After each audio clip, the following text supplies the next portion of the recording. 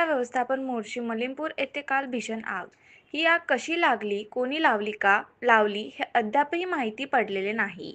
नियमानुसार हा घाण कचरा जाळता येत नाही, तरी मात्र हा कचरा का जाळला, कसा जाळला, कोणी जाळला हे मात्र माहिती पडले नाही। हा घाण कचरा जाळ मागण्याचा हेतू काय आहे असू शकते तर हे मोर्शीकरांना समजू शकले नाही।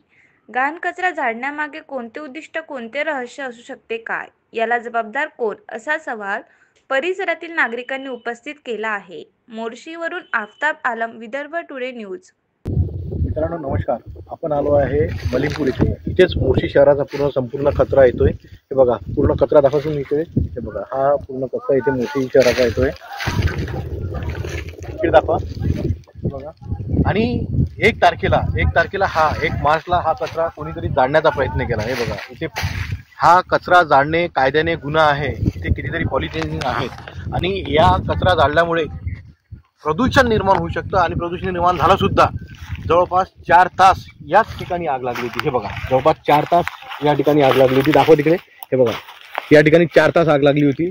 4 ते 5 तास कंटिन्यू हा कचरा जळत राहिला आणि हा कचरा कोणीतरी साफसुद्धा केलेला आहे। इथे येऊन कोणी केला, काय केला, कसा केला, काही आपण सांगू शकत नाही, परंतु कचरा जाळण्याचा प्रयत्न इथे झालेला आहे।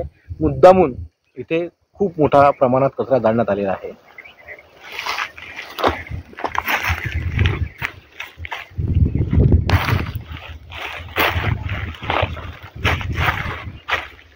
तर मित्रांनो, हा कचरा का जाळला, कोणी जाळला, कसा जाळला, हा कचरा जाळण्यामागचा लोकांचा हेतू काय होता हे आपल्याला कळू शकले नाही।